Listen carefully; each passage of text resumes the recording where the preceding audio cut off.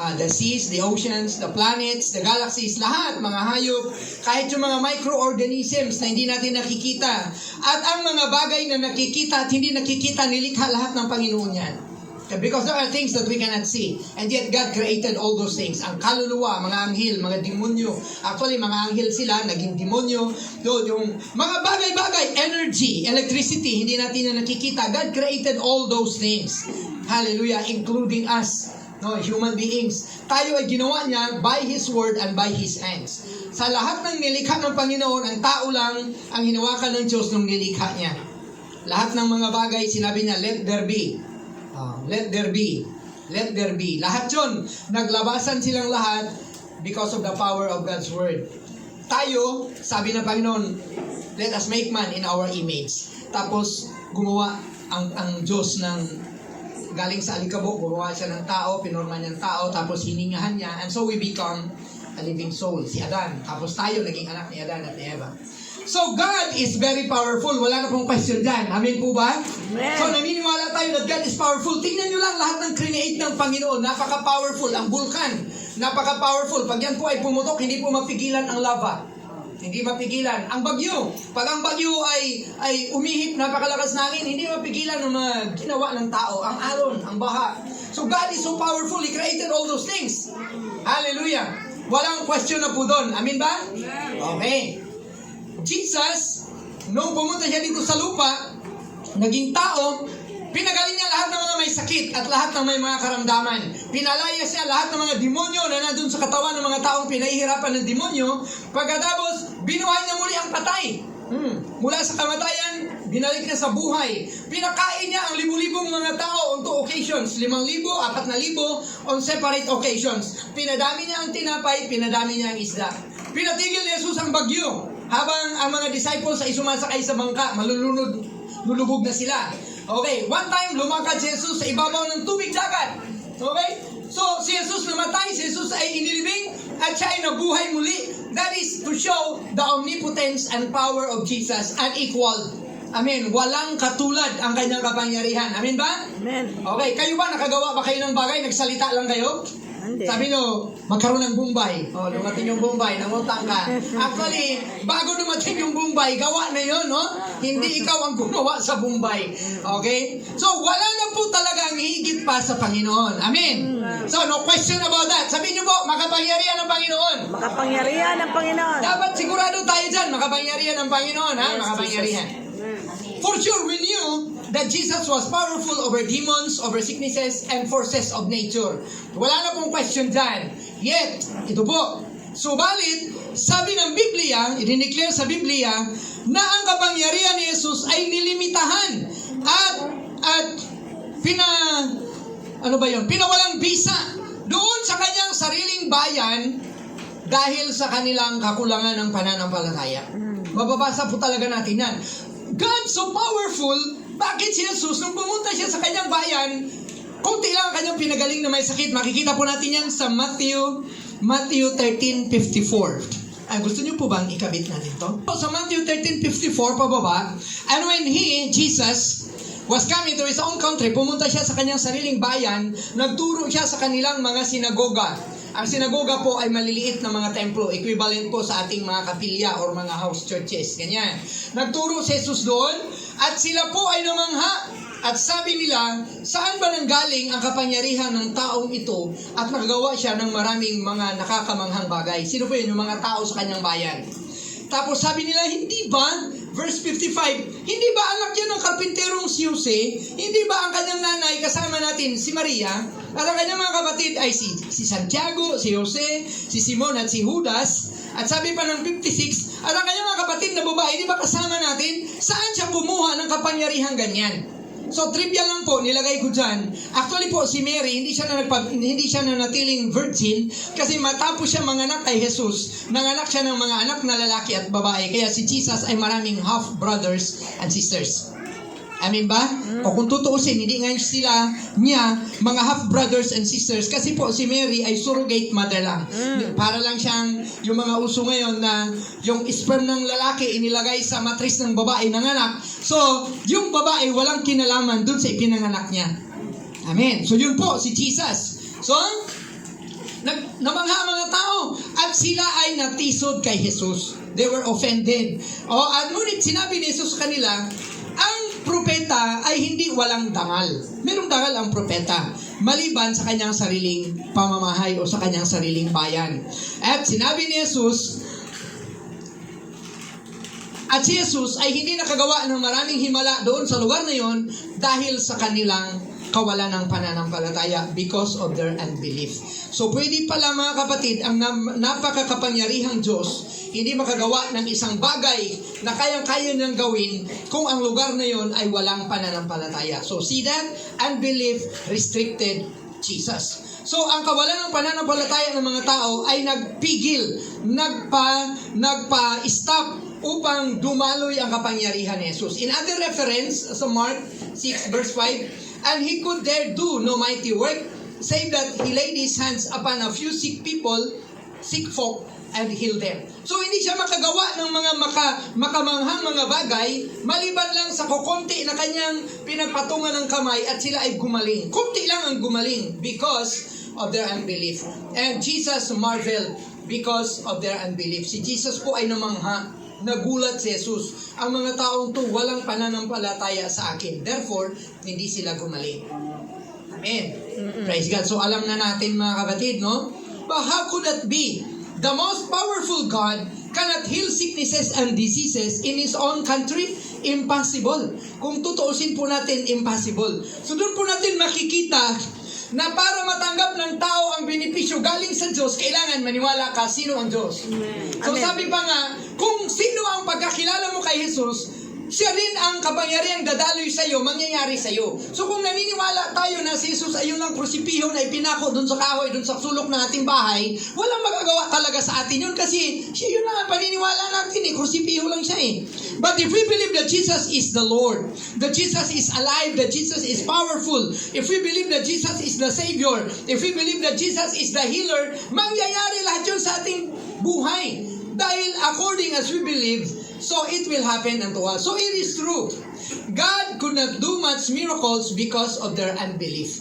So man's inability to believe God and His Word hindered the miracle working power of God to operate in their lives. Kaya mga kapatid, ngayon nakikita ko na dahil sa ating kakulangan sa pag-unawa at pananampalataya sa kakayahan ng Diyos, yun yung naging hadlang para mangyari yung kalooban ng Diyos sa buhay natin. Ang dami sanang pwedeng mangyari na magaganda. Pero dahil limitado na sa utak natin, hindi natin kayang maisip. Halimbawa, sana Lord, gumanda yung bahay namin. Tapos sabi mo agad, paano yan gaganda? Ang sweldo namin ganito lang kaliit. Hindi na talaga gaganda kung ganyan ka mag-isip. Sana po makapag-aral yung anak ko makapagtapos ng college. Paano yan makakapag-aral Ang liit lang ng sweldo ko, kulang pa sa tuition. Huwag ka nang mangarap. Hindi talaga yan mangyayari. Kasi nililimitahan mo ang Diyos dun sa kakayahan mo. You should believe on who God is so that who He is according to you will flow into your life and that will happen and that would be the miracles. Amen. Amen. So maniwala tayo, kaya ng Diyos higit pa sa ating inaasam, ating iniisip. Inaasam at iniisip. Amin ba? So dapat lakihan natin ang pagkakilala natin sa Diyos. So man's inability to believe God and His Word hindered the miracle working power of God to operate in their lives. Yun ang nakahadlang. Yun ang, kung sa Bisaya, moto'y na imong babag. Because you don't believe na kaya ng Diyos. But if you will believe na kaya ng Diyos, mangyayari ang kakayahan ng Diyos. Sabi po ng Hebrews 4:1, ito na po yung ating pinaka-teksto, pinaka-mensahe. Hebrews 4:1 hanggang 6 po yan. Pero lalaktawan natin ang 4:5. Sabi po dito, mga takot nga tayo, yamang may iniwang pangako ng pagpasok ang Panginoon sa kanyang kapahingahan, baka sakaling sino man sa inyo ay maging tulad sa di nakaabot niyon. So, it is a warning actually. So, we need to fear. Kailangan tayong matakot. We need to tremble. Dahil may iniwang pangako ang Panginoon according to rest, kapahingahan. Ngunit hindi nakapasok yung iba doon. Okay, so may nangyari. Sabi ng verse 2, sapagkat tunay na tayo pinangaralan ng mabubuting balita, the gospel was preached unto us, katulad nila, ngunit hindi nila pinakinabangan ang salitang napakinggan, the rest, yung pahinga, dahil sa walang kalakip na pananampalataya ang nangakarinig. So, yung kanilang napakinggan, hindi nila nilakipan o hindi nila hinaluan, it was not mixed with faith, and so, it did not happen to them. So, kailangan pala ang salita ng Diyos ay lakipan natin ng pananampalataya. Pag nakarinig ka ng salita ng Diyos, manampalataya kayo, sabihin, maniwala ka agad. Paniwalaan mo ang salita ng Diyos so that it will happen unto us. Sapagkat tayong nagsisipanampalataya ay nagsisipasok sa kapahingahan yun. Gaya ng sinabi niya, gaya ng aking isinusumpa sa aking kagalitan, sila'y hindi magsisipasok sa aking kapahingahan, bagamat ang mga gawa ay nangatapos mula nang itatag ang sanlibutan. Now, let's go to verse 6. Kaya't yamang may natitira pang ibang dapat magsipasok doon. Actually, tayo, kailangan nating pumasok sa kapahingahan na yun, yung rest. When God rested on the seventh day, ang ibig din pong sabihin niya, nagbigay din siya ng pahinga sa atin. Yung pahinga natin, practice lang po to. Hindi tayo nagtatrabaho sa araw ng linggo. That was actually Sabbath para doon sa mga Hudyo. Pero dahil hindi tayo mga Hudyo, yung ating Sabbath, yung ating rest, ay panahon ng linggo. It became not a rest, but it became a celebration. We celebrate because Jesus is risen. Jesus is back to life again. Kaya we celebrate. So yung pahinga ng mga Hudyo, sa atin, sa mga Christians, it's a celebration. We celebrate because of what Jesus has done. Kaya yung araw ng linggo sa atin, yes, pahinga sa trabaho. Dapat hindi na tayo magtrabaho kasi linggo, we celebrate what the Lord Jesus Christ has done. So yung sila, hindi nakapasok sa kapahingahan, pero tayo, gusto nating pumasok sa kapahingahan.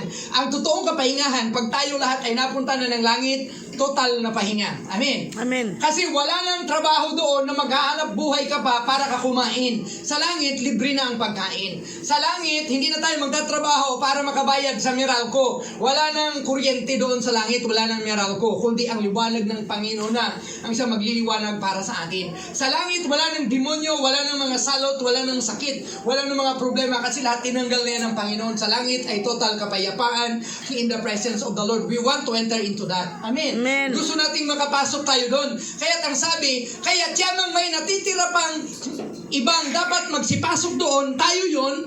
At ang mga pinangaralan ng una ng mabuting balita ay hindi nangapasok dahil sa pagsuway. So, listen.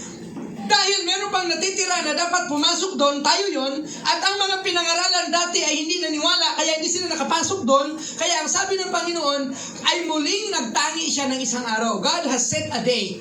God has set a time. Ngayon, pagkatapos ng ilang panahon na sinasabi sa mga awit ni David, ngayon, kung marinig ninyo ang kanyang tinig, huwag ninyong papagmatigasin ang inyong mga puso. So pag narinig natin ang salita ng Diyos, maniwala tayo para tayo makapagpahinga. Ibig sabihin, sabi po ng 1 Peter 5:7, cast all your cares upon Him, for He careth for you. So pag nakilala natin ang Panginoon na ganun pala siya kabuti sa atin, magkakaroon tayo ng pahinga. Dahil kaya na nating ilagak sa Panginoon lahat ng kabigatan, lahat ng problema. Higit sa lahat, kaya na nating matamasa ang kaligtasan pagdating ng araw, pupunta tayo ng langit. Mga kapatid, seryosohin natin to. Sasabihin ko lang dito sa kalagitnaan o sa umpisa pa lang na aking mensahe.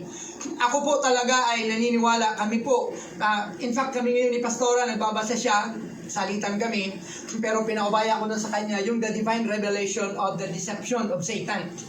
The satanic deception. Kasi totoo po talaga to. Pwede pala isang Kristiyano naglilingkod ng maayos, tapos sa bandang dulo, humiwalay siya, kumalas siya sa Panginoon, na impyerno pa din. Kasi that is the lie of the devil. Kaya maging hawakan natin mabuti ito, mga kapatid. Yun na nga, kailangan we should mix the Word of God with our faith. Haluan natin ang pananampalataya o tiwala o pananalig, yung narinig nating salita ng Diyos. Hindi, narinig natin yung salita ng Diyos. Okay. Pagkatapos, saya-saya namin. Saan galing? Nagsamba kami. Ang saya-saya. Very good. Anong mensahe? Basta nasa Bible yun. Nakalimutan ko nasa Bible. Alam nga namang nasa comics yung preaching natin. Ibig sabihin, tanggapin mo yung Word of God nang may pananampalataya. Bigyan mo naman ng halaga. Bigyan mo ng importansya. Amen. Yun po ang ibig sabihin. We need to receive the Word of God and mix it with faith. Hindi yung dumaan lang, walang nangyari. Yun ang nangyari sa iba. Kaya hindi sila nakapasok sa promised land. Hindi sila nakapasok sa kapahingahan. They take the word of God for granted. Mga tao ngayon, mga Christian, mga pamilya sa Pilipinas, siguro kukunti lang kung dalawa lang ang Bible sa bahay. Mga bahay ng mga Christians, meron siguro mga 4, 5, 6 na Bible. Pero hindi nababasa. Tama. Ibig sabihin, we just take for granted the Word of God. Nandiyan ang Word of God, okay lang. Wala lang. Mas nadadampot pa ang kutsara at tinidor kaysa salita ng Diyos. Amen. Amen ba? So dito pa lang mga kapatid, bigyan na natin to ng warning ang ating sarili. Pahalagahan natin ang salita ng Diyos kasi meron palang mga taong nabigong tumanggap at makapasok sa pangakong kapahingahan ng Panginoon dahil sa kanilang kakulangan, kawalan ng pananampalataya. Binaliwala lang, okay? Okay lang. So pagdating ng panahon, they missed it already. Ito po ang tatalakayin natin ngayong umaga. Okay? Sa tulong ng Panginoon. Okay? Upang tulungan niya tayo sa ating biyahe papuntang langit. Papunta pa rin po ba tayo ng langit? Amen. Amen. Papunta na tayo sa kanal. Langit. Amen. Amen ba? Sabihin nyo sa katabi mo, punta tayo ng langit. Punta tayo ng langit. Okay. I want to make that sure. Papunta tayo ng langit. Okay. So, ang gagawin natin, mixed faith with the Word of God. Haluan natin ang pananampalataya ang Word of God. Pag narinig mo ang Word of God, paniwalaan mo. Ay, kaya pala doon ang ang mga tao kasi, pag narinig yung Word of God, hahanap tuloy ng paraan paano makipagtalo doon sa nag-share ng Word of God upang ang Word of God ay walang kwenta na tuloy dahil nakikipagtalo. Receive the Word of God by faith and then live by it. Pasalamat ka pa nga sa kabisihan mo, hindi ka na makapagsamba. May nag-preach dyan sa tapat mo. Tinutuligsa mo pa tuloy yung nag-preach. Damputin mo tuloy yung Bible mo. Basahin mo yung kanyang sinasabi kung totoo ba. At kung nandun pala sa Bible, paniwalaan mo. Amen. Amen. Hallelujah. Yan po, mixed faith with the Word of God. Yan po ang journey natin from sin to heaven, part 3 na. Okay. Ang ating pong text ay Hebrews 4:1-3 and then 6-7. Binasa na natin. Okay. Sabi po ng Hebrews 4:2 sa English po, for unto us was the gospel preached as well as unto them. So the gospel was preached to us and to them, but the word preached did not profit them. Ang salita na ipinangaral ay hindi napakinabangan nila, not being mixed with faith in them that heard it. So kita na natin ang kahalagahan. Kung hindi pala haluan ng faith ang Word of God na narinig, wala pong kwenta. Pag sinabing Jesus Christ is the Savior, pag tinanggap mo si Kristo, maliligtas ka. Tatanggapin nyo ba? Sabi naman to, ay, hindi muna. Excuse mo na, brother. May lakad pa ako. Imagine that. Maraming beses na kami nag-preach ng house evangelism, nag one-on-one, nag-crusada. Yung reaction po ng mga tao, ganyan. They did not mix with faith the Word of God that they heard. And so they missed it. They missed it totally. Hallelujah. Sayang. Amen. And they, to whom it was first preached, entered not in God's rest because of unbelief. Sayang. Nakita lang nila ang promised land, hindi sila nakapasok. Bakit? Because of unbelief. Maraming beses na siguro silang dadaan sa boundary ng promised land. Kita lang nila yung promised land, pero sabi na Panginoon, ikot pa. Mga bagututan mong dago, ikot. No? Mga pasaway kayo, ikot. Kaya yung 2 weeks sana na lakad from Egypt to the promised land, it took them 40 years. Can you imagine gaano katagal? Hello? Amen. Gaano katagal natin na-memorize ang John 3:16? 10 years? Baka meron pa dyan, hindi naka-memorize ng John 3:16. Paano tayo maliligtas niyan?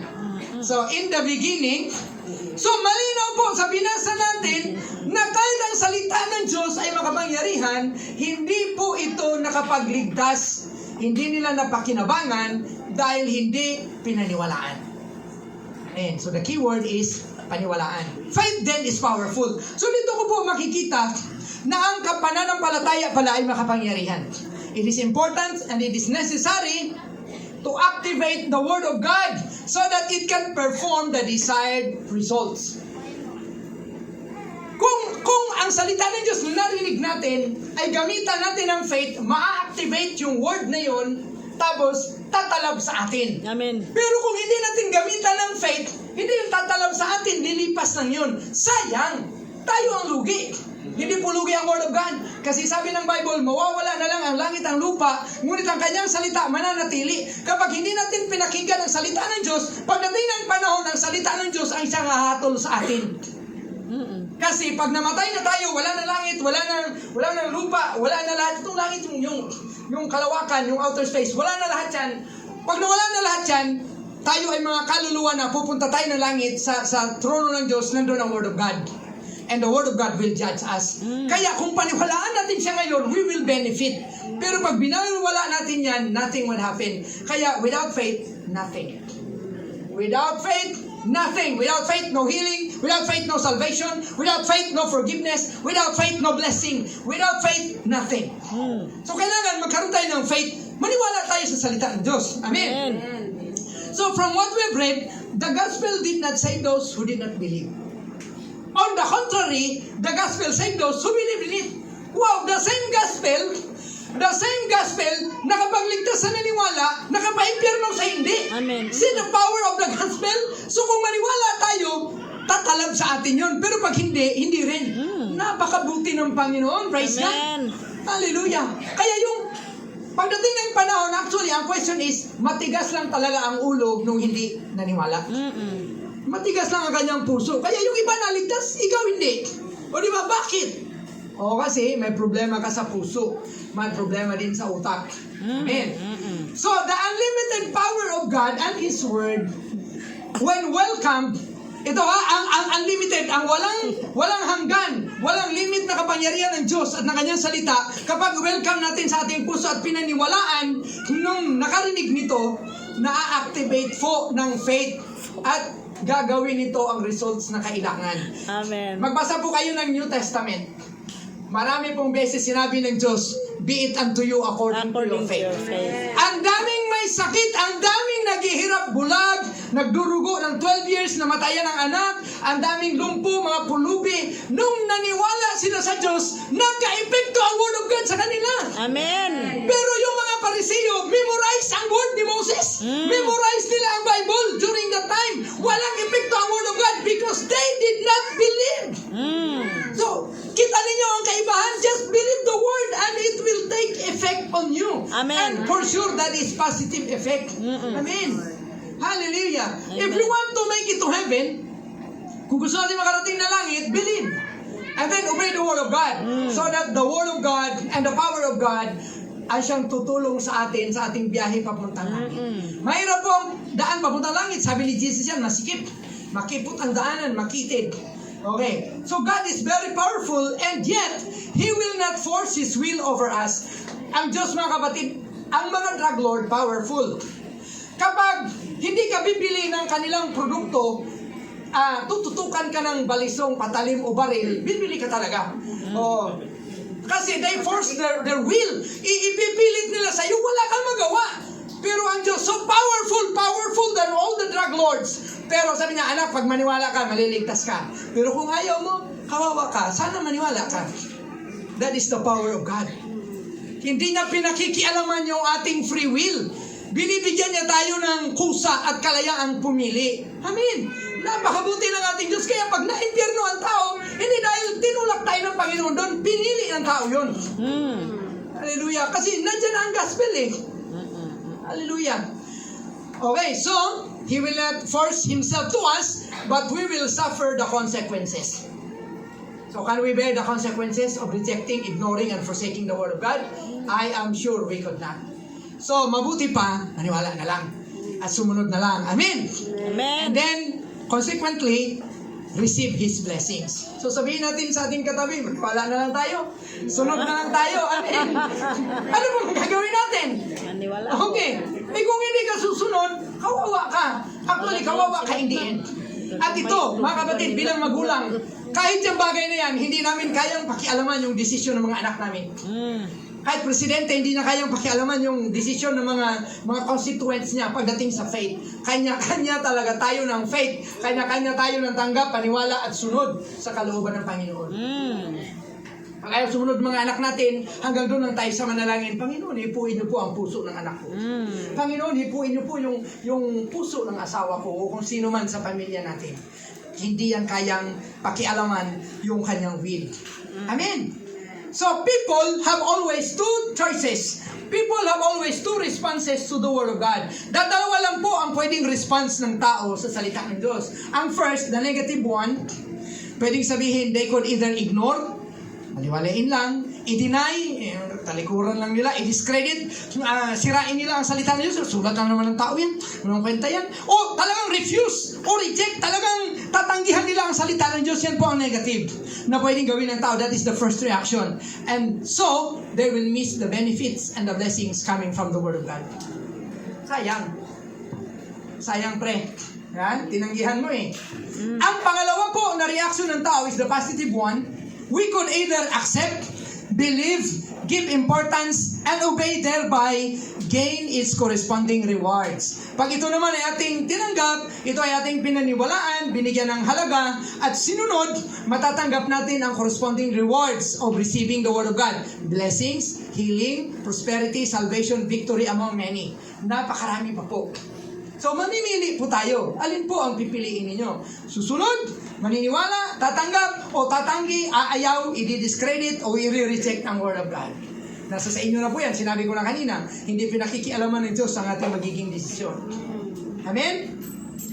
Those people in Jesus' hometown were not healed of their sicknesses and diseases because of unbelief. Samantala yung kanilang mga kapitbahay, na-experience nila yung mga mahimalang mga bagay, yung patay na buhay, okay, yung mga bulag nakakita, yung mga pilay nakalakad ng maayos, o ang daming himalang nangyari. The same Jesus na nag-preach sa mga tao. Kasi, tinitingnan nila, ang unbelief kasi nila mga kapatid ay naka-focus doon sa physical na nakikita nila kay Jesus. So, because unbelief is negatively powerful and is being used by Satan to deceive us and to stop the goodness of God to come unto us, kailangan talagang maniwala tayo. Kasi ginagawa po talaga yung instrumento ni Satan para palugi ka, matalo ka. Ano po ang sabi ng John 10:10? For the thief cometh for to kill, to steal, and to destroy. So wala siya talagang ibang ginawa kundi magnakaw, manira, at pumatay. Para lang talaga lugi ka sa dulo. Amen. Kasi naging Sunday school naman na natin yung The Divine Revelation of Hell by Mary Baxter and Heaven. Ngayon binabasa namin ni Pastora yung The Divine Revelation of Satan's Deception. Makikita talaga natin mga kapatid na isa lang ang layunin ni Satanas, ang ilayo ka sa Panginoon. Huwag kang maniwala sa Bible, huwag kang magsamba, huwag kang magbasa ng Bible, huwag kang manalangin. Kasi ang purpose niya, para ka masira, para ka mamatay, para ka nakawan ng lahat ng benepisyong para sa iyo. So ngayon, pag nagpaalam ang kawatan, Kuya Bong, magpadala ng letter. Kuya Bong, alas 9 mamaya, Sabado, Linggo. Magnanakaw kami sa inyo, pakisarado na lang yung pinto kasi kalikutin namin. Anong gagawin ni Brother Bong? Papayag ba siya? Papayag ba kayo? Hindi. Kuya JR, mamaya, gipit na kami talaga. Magnanakaw kami sa inyo. Alas 7 ng gabi yun sa inyo, alas 9 na Brother Bong. Papayag tayo? Papayag ba kayo? Hindi. Pero sa totoo lang, dahil deception ang gawa ng kaway, hindi natin alam na luluko na tayo. Hindi natin alam na bubudol na tayo. Kasi magaling siya manloko. Akala mo, ikaw yun, matulog ka na lang, ba't ka magsasamba? Umaambon. Ayaw nga ba na umaambon, tulog na lang. Di ba? Naloko. Amen. Huwag kang mag-tights. Bakit ka mag-tights? Magbibigay ka pa tuloy sa pastor. Tingnan mo yung suot ng pastor, nakatoksido pa. Ikaw, naka-t-shirt ka lang. Yung pastor na ngayon, huwag kang mag-tights. No, naloko na dahil hindi nagbabasa ng Biblia, nanakaw niya yung blessing na para sana sa atin. Kasi hindi tayo nag-obey kasi nakinig tayo kay Satan. Tama ba o hindi? Tama. Pero kung nakinig ka sa salita ng Diyos, pinakinggan mo at sinundan mo, praise God, hindi ka maluloko. So, unbelief is a negatively powerful weapon being used by God to deceive us. Being used by Satan to deceive us. So, those people, just like today, nakafocus sila sa humanity ni Jesus. Si Jesus, kilala natin yung kanyang tatay, yung kanyang nanay, mga kapatid. Sinabi ko na yan kanina. Okay, since they could not explain it, bakit makapangyarihan si Jesus? Bakit nakabuhay siya ng patay? Bakit gumaling yung may sakit? Hindi yung mga kanyang tatay. Yung mga ang kanyang tatay, karpintero, yung nag-ayos ng lamisa namin. Yung kanyang nanay si Mary, yung umiigib minsan ng tubig dito, o bakit siya may kapangyarihan ganon? Sa demonyo yan. So hindi sila naniwala kay Jesus, and so, they missed the blessing. Kaya tayo, huwag tayong titingin masyado sa physical. Makinig tayo sa Word of God. Pag may nag-preach, kahit sino pa yung nagpipreach sa mga kalsada, igalang ninyo yan. Mabuti nga yan, sumusunod. Trabaho din natin sana yun. Amen, di ba? So, we listen to the Word of God being preached and believe. Faith is not a matter of reasoning or understanding or of the mind. So, dito natin malalaman, ang faith po, hindi para sa utak, para maintindihan. Ang faith po is a matter of the heart. We need to believe the Word of God and obey it even if we cannot understand or explain it. Tumanggap kay Jesus. Tumanggap ka kay Jesus, maliligtas ka. Paano ako maliligtas? Makasalanan. Huwag kang makipagtalo. Tumanggap ka. Believe and receive. And then you will understand. Yan po ang faith. Believe now, you will understand later. Amen. Pero kung gusto mong you will understand first, mamamatay na lang tayo, hindi pa natin maiintindihan. Kasi pag hindi mo tinanggap si Jesus, you will never have understanding. Kasi we are still spiritually dead. Amen ba? Pero pag tinanggap mo na siya, mabubuhay ng espiritu mo, magkakaroon na tayo ng capacity to learn from God, and so we begin to understand kung ano yung by faith natin dati. Then we begin to understand, kaya pala, oo nga pala, no? Pero kung magsusumikap ka, intindihin mo muna bago mo tanggapin, that will never happen. Kung linisin ko muna ang buhay ko, Pastor, para tanggapin ako ng Panginoon. Kasi at saka na ako maglilingkod pag malinis na ako, that will never happen. Sino maglilinis sa'yo? Yung sabon na perla o Mr. Clean? Hindi yun makakalinis sa'yo. Ang makakalinis sa'yo ay ang dugo ni Jesus. Amen. So, lumapit tayo kay Jesus kahit pa tayo ay madumi. Kasi yun ang sabi ng kanyang salita. Isaiah 1:18-20. Come now, let us reason together. Though your sins be as scarlet, I will make them white as snow. Though your sins be like crimson, they will be white as wool. Usap tayo. If you are willing and obedient, ye shall eat the good of the land. Pero if you will refuse, you will be devoured by the sword, for the word of the Lord has spoken. So, ang gustong maging maayos ang kanyang buhay, lumapit tayo sa Panginoon habang madumi, habang masama ang ating buhay, kasi ang Diyos ay nagpapatawad, ang Diyos ay nagpapagaling, ang Diyos ay nagbibigay ng second chance. Amen. Pero kung aayusin pa natin, ganito po ang nangyari nung nagkasala si Adan at si Eva. Pagkatapos nila nagkasala, sabi na, uy, hubad ka pala. Sabi naman ni Eva, uy, hubad ka din, ang bastos mo. O ang ginawa nila, kumuha sila ng mga dahon, nagtahi-tahi ng dahon para tabunan yung kanilang kahubaran. Yan po naging resulta ng sin. They know what is good and what is evil, di ba? So, nung hapon, dumating ang Panginoon, sabi, Adan, where are you? Adan! Sabi na ay, nagtago ako, Panginoon, kasi hubad kami.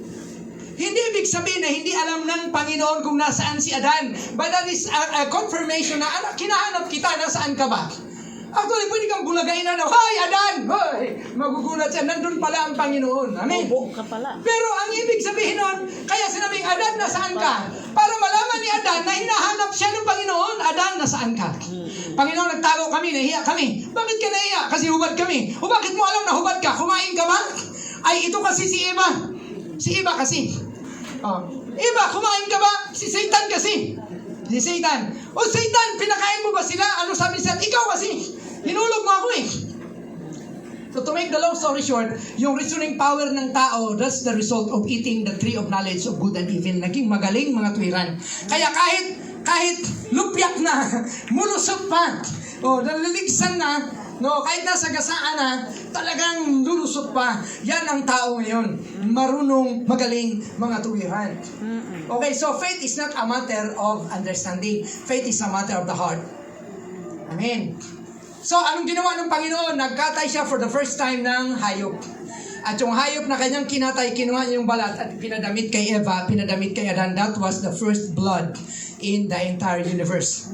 Nagkatay ang Panginoon ng tupa. That's symbolizing that because of the sin of Adam and Eve, nagkatay ang Panginoon ng kanyang bugtong na anak upang hindi na tayo magtagpi-tagpi ng dahon. Yung ating kasalanan, tapalan natin ng konting memory verse. Ay, magaling, mabuting tao na ako kasi meron akong John 3:16. Di ba? In the beginning, nagsamba ako tuwing Martes. Nagsamba na prayer meeting ako, so tagpi-tagpi na. Akala natin maganda na tayong tingnan sa harapan ng Panginoon. Yung ating sariling righteousness is just like filthy rags in the eyes of God. Amen. Yung ating mga righteousness, yung ating mga nagawa, yun ang gagawin na natin ngayong credentials. Sabi natin, Lord, I am right before you. Kasi nag-tithes ako eh. Lord, I am right before you. Kasi nagsamba ako eh.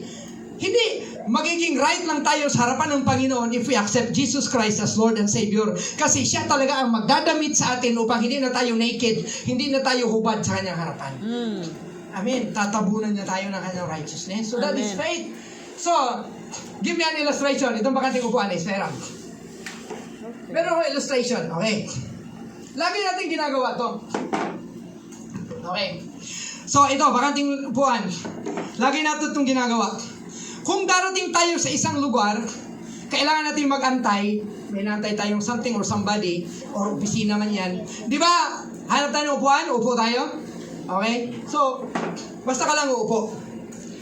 So, pag umupo na tayo, ang tanong ko, mga kapatid, nung umupo ka dyan, nagtanong ka ba? Ito sinulat ko kasi ito. We never bother to ask who made the chair. Sino ba gumawa nito? Basta umupo na lang tayo. Si Bradandan, nagtanong ka ba, Bradandan, kaya sinong gumawa ng upuan mo dyan? Hindi tayo nagtanong, di ba? Hindi rin tayo nagtanong kung kaya ba tayong suportahan yung timbang natin ng upuan na yan. Hindi tayo nagtanong gaano nakatanda yung upuan na yan. Hindi tayo nagtanong kung ano ang kumpanya na nagmanufacture ng upuan na yan. Hindi tayo nagtanong kung saan yan binili o magkano yan binili. O hindi natin tinanong kung hanggang kailan ang tibay niyan maglalast. Okay, ano bang gawa yan? Saan gawa yan? Hindi na tayo nagtanong. Ganon din pag sumakay tayo ng bus o jeepney o tricycle. Di ba? Hindi na tayo magtatanong, para! Uy, baklaran, para! Hindi ka na magtatanong, oy driver, adik ka ba? Natulog ka ba kagabi? O lasing ka ba kagabi? Hindi na tayo magtatanong kasi kung adik, hindi ka sasakay. Kasi kung lasing, hindi ka rin sasakay. Pero pag pumara tayo ng jeep, nagtatanong ba kayo? Hindi. Mama, para, baklaran to. Baklaran. Kuya, hindi ka ba lasing? Natulog ka ba ng maayos kagabi? Bakit? Kasi baka madisgrasya tayo. Hindi na tayo nagtatanong, di ba? Hindi na tayo nagtatanong kung, kuya, expired ba ang registration ng jeep mo? Kasi baka masabat tayo ng LTO, maabala ako. Hindi ka na magtatanong, ilang taon ka na ba, kuya? Baka retired ka na, senior ka na ba?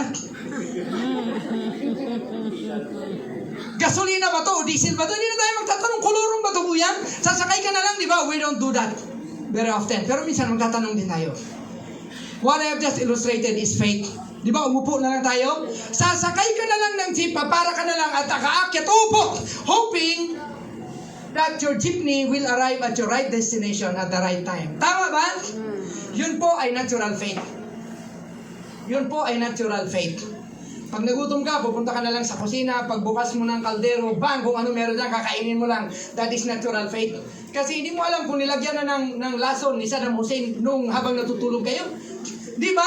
Pero dahil may natural faith ka, ginagawa nyo yan. Ganon dapat tayo tumanggap sa salita ng Diyos. Dahil sinabi ng Diyos, pinaniwalaan na natin agad at wala nang question pa. Ganon dapat ang ating natural faith, ganon din dapat ang ating saving faith in the Word of God. Amen? Amen. Amen ba? Amen. Oh, wala nang tanong-tanong, obey agad. Wala nang tanong-tanong, upo agad. Wala nang tanong-tanong, sakay agad. Wala nang tanong-tanong, pero pag Word of God, Ang daming tanong. bakit ako magtatides?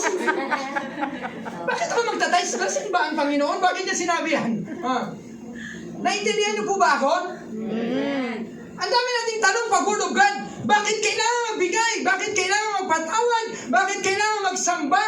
Bakit? Walang katapusang bakit. O kaya we miss the blessing. Amen. Kasi ang dami nating tanong, mga investigador tayo, mga detective. So, on the contrary, ganun ang nangyayari sa gospel. So, ang mga tao during the time of Jesus, they failed to receive their healing, they failed to receive their blessings, their salvation, because of their lacks of questions of unbelief. Amen. So tayo ngayon mga kapatid, malaki ang magagawa ng Panginoon sa atin kung gagaya tayo sa mga tao in the hall of faith that they just obeyed without questioning God. Pwedeng mangyari yan sa buhay natin ngayon. Amen? Because they believe. Hallelujah. Amen. Hallelujah. So, nakita na natin ang kaibahan ng nagagawa ng pananampalataya o kawalan ng pananampalataya. Lugi po ang hindi nananampalataya. Basta siguraduhin mo lang, Word of God yung pinaniniwalaan mo. So today, if we neglect Jesus, we will miss our salvation. If we neglect Jesus, we will miss our healing because Jesus is the only Savior. He is the only one that can heal us. At saka, if we don't believe, we will miss our healing too. So the very reason why many Christians are sick and even die of their sicknesses today and remain poor because they don't know the Word of God and they do not mix it with faith. Ang dami kayang Christians na mamatay sa sakit. Ang daming Christians na mamatay ng mga pulubi. Hirap na hirap. Because they do not know the good news of God. Or kung narinig man nila, hindi nila pinaniwalaan. So sayang. Sayang mga kapatid, di ba? Papayag ba kayo? Manghinayang tayo sa dulo. Sayang, meron palang ganun, ano? Yung naging example ko na pasahero ng barko, pagkatapos nagtiis na lang siya, pabiskwit lang siya, tapos ilang linggo yung biyahe ng barko, diyan puro biskwit lang siya at saka tubig-tubig. Hindi niya alam nung padaong na sila, libre pala yung kain sa barko, almusal, tanghalian at hapunan. Pasmo. Di ba? Totoo naman yan, totoo yan. Dati pag sumakay ka ng barko mula Manila, papuntang Leyte, 3 days yan. Di ba? Pagkatapos, libre kain, libre almusal, tanghalian, hapunan. Kung hindi mo alam, hindi naman tayo kasagutan. Kasi isipin mo agad, wala akong pambayad. Biscuit na lang ako. Tapos malaman mo nung pauwi na, libre pala. Ay, nako! Ay, nako. Di ba? Ganyan, ang daming tao na punta sa impyerno. Ganon ang dahilan. They don't believe the gospel. They don't trust the word of God. Sayang. Amen? Payag ba tayo? Tayo yung magsasabi sa bandang huli, sayang. No. Ako hindi ako papayag. Papayag ba kayo? Hallelujah. So we need the Word of God to save us from lies, oppressions, deception, and destructive weapons of Satan. Kailangan natin ng salita ng Diyos, mga kapatid. Because this is the only truth. The only truth. Wala na ibang truth. Pag nabasa mo yan sa Word of God, tumpak, totoo yan. Tama yan. Paniwalaan mo kaagad yan, Riz. Mix faith with the Word of God. And then, yung nabasa mo, mangyayari sa iyo yan. Huh? So, I am encouraging every one of us to spend more time listening, reading, studying, memorizing, and meditating upon the Word of God. Mga kapatid, wala pong kaibahan ang mayaman at ang mahirap, ang taga-squatter at kung taga-subdivision, taga-Amerika, taga-dito, lahat tayo binigyan equal 24 hours a day. Pero kung paano mo ginamit yung 24 hours a day, yung iba nakabasa ng Bible, nakapag-meditate, nakapag-memorize, nakapag-pray, tapos ikaw wala. Ikaw ang lugi. Tayo ang lugi. Amen? So, mag-umpisa tayong magbigay ng panahon sa salita ng Diyos. Amen? Ang ating kaalaman, ito sinulat ko po to, ang ating kaalaman at pagsasabuhay sa salita ng Panginoon ay magiging directly proportional. Ito po ay isang mathematical, term. Directly proportional.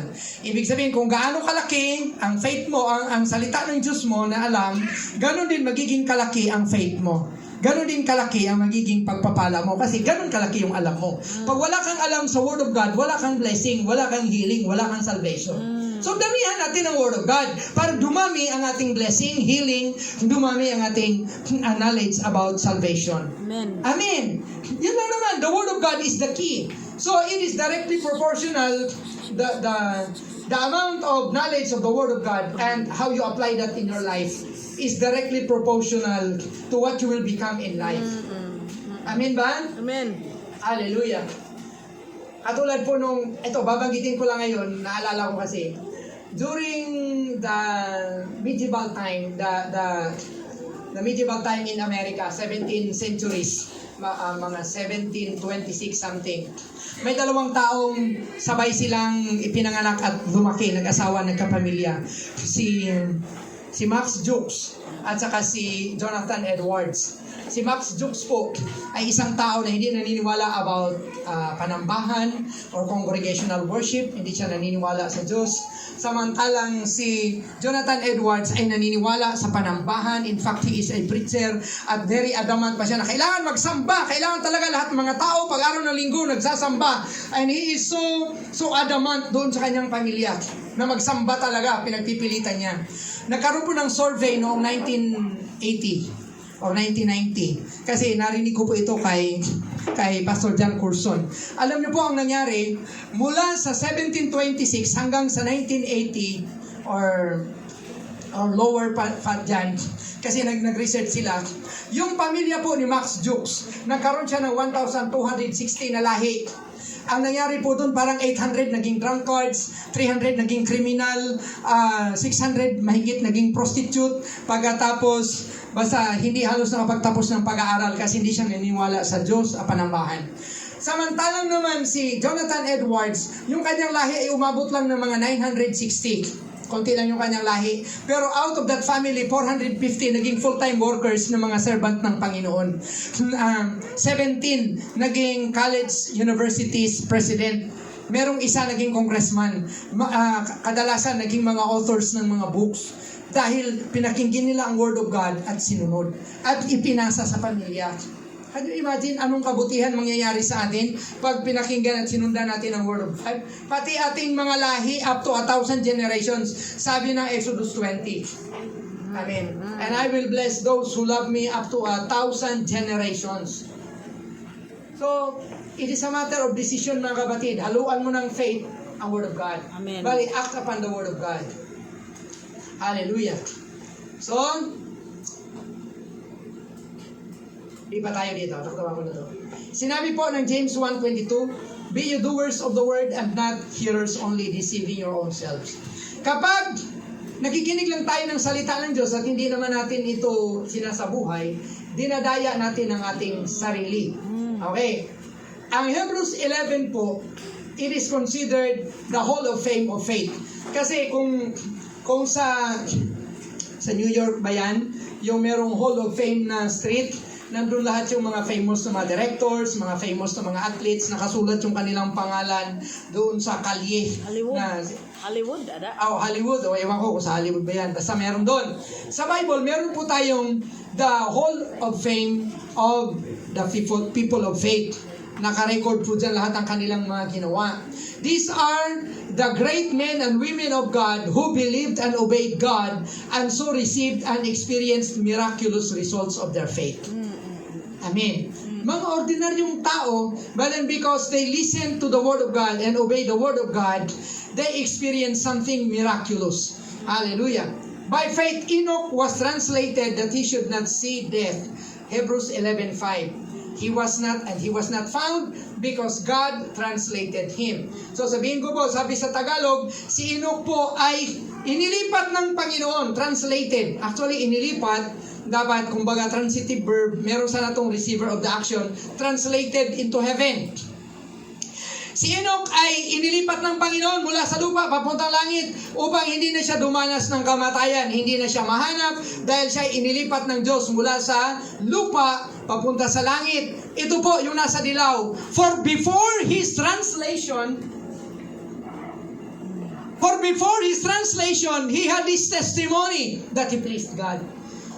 Bakit siya nalipat mula sa lupa papuntang langit? Dahil bago siya nalipat, he pleased God. Sabihin niyo po, please God. Please God. Hindi yung please na nagmamakaawa tayo, kundi yung please na pinasaya natin ang Panginoon. Amen. Dahil pinasaya ni Enoch ang Panginoon, natuwa ang Panginoon sa kanyang buhay, sabi ng Panginoon, alika Enoch, hindi ka na kailangan mamatay, sama na tayo sa langit. Yun ang nangyari sa kanya. And then, ang istorya din po niyan, behind that story is this. Nagkaanak po si Enoch. Ang anak po ni Enoch ay si Methuselah. Ang sabi po ng kanyang pangalan, on the day that you will die, they will experience great death. Malaking dilubyo. Pag namatay ang batang to, di ba, nanganak si Enoch yung kanyang asawa. Anong pangalan natin dito? Ang pangalan mahaba, ganito. Pag namatay ang batang to, mangyayari ang malaking dilubyo sa sanlibutan. Yun ang kanyang pangalan. Di ba? Ang pangalan natin, Rubilin. Pangalan natin, JR. Pangalan natin, Nelly. Kanyang pangalan mahaba. Pag namatay, ay, halika nga, ito ang batang, pag namatay ang batang to, makakakita ng dilubyo ang sanlibutan. Yun ang kanyang pangalan.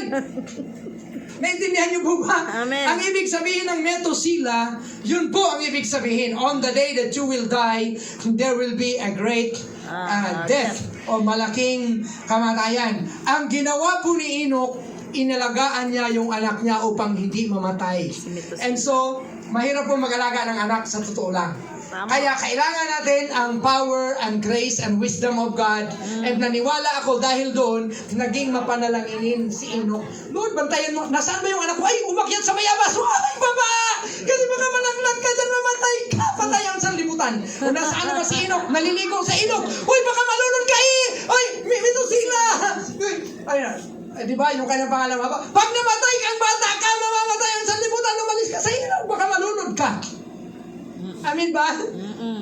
Dahil po doon sa prophecy doon sa batang yun, naging mapanalanginin. He pleased God. Ano po ba ang makakapagpalugod sa Panginoon? Maging palahubog ba tayo para maging matuwa ang Panginoon sa atin? Maging sugarol ba tayo? Babaero? I believe si Enoch naging mapanalanginin para wag mamatay yung kanyang anak.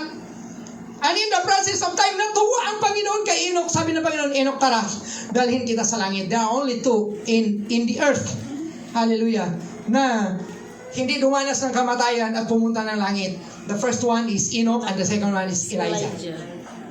At hindi ko alam kung meron pang ganyan ngayon. Pero naniniwala ako kung gusto natin ng shortcut sa langit, pasayahin mo ang Panginoon sa buhay mo. Baka kuhanin tayo ng Panginoon, hindi dadaan ng kamatayan. Hanapin nila, nasaan na ba itong batang to? Hindi na mahanap, dinala na ng Panginoon sa langit. Shortcut. Amen? Kasi kasama katawan eh. Si Elijah kasama katawan, si Enoch kasama katawan. Pero ngayon, iba na ang paraan ng Panginoon para dalhin tayo sa Rapture langit. na. Mamamatay tayo, tapos yung ating kaluluwa, pag naniwala tayo kay Jesus, dalhin tayo sa langit. O ang pangalawa, rapture. So we need to please God kasi hindi rin tayo masasama sa rapture kung hindi kalugod-lugod ang buhay natin sa Panginoon. Amin ba? Amen. Amin ba? Amen. So the key word is kailangan malugod ang Panginoon sa buhay natin. So that's what happened to Enoch. So, hallelujah. Malinaw po, sinabi kasi po sa Hebrews 11:6, without faith, it is impossible to please God. Pero sinabi po dito sa binasa natin, for before his translation, he had his testimony that he pleased God. Therefore, Enoch had faith. Amen. Therefore, Enoch had faith because without faith, it is impossible to please God. So how could God be pleased with Enoch if Enoch didn't have faith? Therefore, Enoch had faith because God was pleased upon him. So if we have faith, God will be pleased with us. So we need to have faith. We need to mix faith with the Word of God that we heard and read. Amen. Haluan natin ang faith, yung nababasa, naririnig nating Word of God para matuwa ang Panginoon sa atin. That is the key. Amen. Kasi pag namumuhay tayo, wala tayong faith, hindi matutuwa ang Panginoon sa atin. Diba? Amen ba? Amen. Thank you, Jesus. So, nilipat siya mula sa lupa, diretso sa langit, walang kamatayan. So, napaka-imposibleng bagay, naging posible when a person mixed faith with the Word of God and obeyed it. Amen? Si Noah, sumunod sa Diyos, gumawa ng arka, dahil sinutusan siya ng Diyos at naligtas ang kanyang pamilya because of faith. Si Enoch, si Elijah, si Noah were just ordinary people. Kasi wala mang sinabi dyan na they are extraordinary people. It was not easy to believe God during the time of Noah, I suppose, dahil hindi pa nasusulat ang Biblia. Walang mapagbabasihan si Noah. Pero sinunod ni Noah ang tinig ng Panginoon. Amen. Narinig niya, sabi ng Panginoon, Noah, gumawa ka ng arka. Sumunod si Noah, mas mahirap po yung kanila. Ngayon, mas madali na magkaroon ng faith kasi meron ng Word of God sa kanila. Kaninong tinig kaya yun? Amin ba? Pero dahil narinig niya, nagagawa ng arka, gumawa ng arka si Noah. Don't you know how long was it for him to finish constructing the ark? Ang for sure ako mga kapatid, 100 years. 120 years. 120 years ang sabi ng mga Bible scholars. But kinukunik ko yan between Genesis 5 and Genesis 6 hanggang dun sa matapos yung flood. Noah was 500 years old, tapos nakadinig siya ng tinig ng Panginoon. Gumawa siya ng arka. Pagkatapos ng baha, Noah was, anong mag-umpisang bumaha, he was 600 years old. So, at least 100 years ginawa ni Noah ang arka. Anong pinagbasihan niya? Walang 1 Corinthians, walang 1 John, walang Mateo. Ang pinagbasihan niya, narinig niya ang tinig ng Panginoon. And so it was faith. Amen. Ngayon mga kapatid, Biblia na ang ating napapakinggan, nababasa. Makinig naman tayo dyan at maniwala. Amen? Amen. Amen ba? Hallelujah! The list could go on and on. And we might not have that time, okay, to discuss them in detail. So, simply lang po, receive the Word of God and then obey it by faith. Amen ba? The Bible says that Jesus Christ is the same yesterday, today, and forever. Hebrews 13:8, meaning He is the same Savior. Jesus is the same healer. Jesus is the same provider. He is the same miracle worker. He is the same mediator. He is the loving Son of God. He is the same baptizer of the Holy Spirit and the prayer answering God. He is the same. Hindi siya nagbago. Kaya pag lumapit tayo sa Kanya, believing who He is, mangyayari sa buhay natin kung ano yung pinaniniwalaan natin Amen. sa Kanya. Amen. Kasi ganun talaga ang faith. It works that way. Kung ano yung pagkakilala mo sa Diyos, pagpapaniwala mo sa Kanya, maniwala ka, mangyayari yan sa iyo. So si Abraham po, I don't know kung nasulat ko ba dito. Okay, tawan ko na po yan. Si Abraham and Sarah received their promised son and gave birth to Isaac at their very mature age. Alam niyo ba ilang taon si Abraham at si Sarah nung nanganak sila kay Isaac? Nung lumabas talaga ang baby, si Abraham ay 100 years old at si Sarah ay 90 years old. Pero nung pinangakuan sila ng Panginoon, nung magkakaanak sila, si Abraham was 75 and then 10 years minus 10 years, si Sarah was 65. Pero in the process of time, bakit nila na-receive ang pangako? Because ito, Abraham believed in his God, who calls the things that are not as though they are. Naniniwala si Abraham na ang Diyos niya, kaya niyang gawin ang mga bagay mula sa wala. Kaya niya sabihin, magkaroon ng dagat, magkaroon ng mga lupa, magkaroon ng mga halaman, mga hayop. Yan ang pagkakilala ni Abraham sa kanyang Diyos. Therefore, naniniwala siya na kaya siyang bigyan ng anak. Ano ba naman yung anak ko compare sa ginawa ng Panginoon sa buong sanlibutan? Ano ba naman yung pambayad nyo sa tuition? Ano ba naman yung utang nyo? Kung hindi ba kayo kayang tugunan ng Panginoon, the God who created all things, the God who calleth the things that are not as though they are. Amen. Akala ko nasa Taiwan na ako. Sorry, chingkong lukaw. Amin ba? Amin ba? Naiintindihan niyo ba ako? Ano ba yung pangangailangan natin compare sa kapangyarihan ng Panginoon? God is so powerful. He created all things. Tapos ang kailangan mo tuition, ang kailangan mo asawa, ang kailangan mo anak, kaya yang ibigay ng Panginoon sa iyo because God is powerful. Believe that Jesus is the same yesterday, today, and forever. He is the same God. He is the same Savior. The same healer. Nabuhay niya ang patay. Hindi ka ba kayang pagalingin? Buhay ka pa nga eh. May sakit ka lang. Amin ba? Hindi na siya mahihirapan. Believe God. Amen. Iyan talaga hindi ko kayang gawin para sa inyo. At hindi nyo rin yan pwedeng gawin para sa akin. Kasi kanya-kanya tayo ng paniwala sa narinig nating salita ng Diyos. Yung sinabihan ng gospel, yung iba nakapasok, yung iba hindi. Yung nakapasok ay naniwala. They mixed faith with the Word of God. Pero yung hindi nakapasok, they did not believe in the Word of God. So it's a matter of believing. So if you believe, kung naniwala ka, mababago ang buhay mo. Kasi you will act according to your faith. O nung narinig ni Noah yun na magkakaroon ng dilubyo, nabago yung kanyang buhay. Siya ngayon ay naging arkitekto, naging contractor na siya ng arka. Yung kanyang mga anak, ang kanyang mga worker, araw-araw, 100 years, nagawa ng arka, nabago ang buhay nila. Bakit? Because of their faith in the Word of God. Bakit kayo gumagawa yan? Sabi ng Diyos eh. Yung wala na talagang arguments yun. Sinabi ng Diyos eh. Bakit ka nagsasamba? Sinabi ng Diyos eh. Bakit ka naglalasing? Sinabi ni Satan eh. Bakit ka nagsusugal? Sinabi ng kaaway, okay daw to eh. Amen. Amen. Believe God, obey God, and it will change your life, and it will lead you to heaven. Amen. It will lead you to heaven. Amen. Sana malugod ang Panginoon sa atin katulad ni Enoch para naman tayo mabawasan ang naghihirap sa mundo. Diretso langit na yan eh. Amen. Kung merong ganyan, palagay ko sasama ako. Huwag lang kay Para iiyak sila. Pero sa totoo lang, napakagandang offer yun. Kanya imagine, nag-alaga ka lang ng anak mo na huwag mamatay. Pumunta ka na ng langit because nalugod ang Panginoon sa iyo. Amen.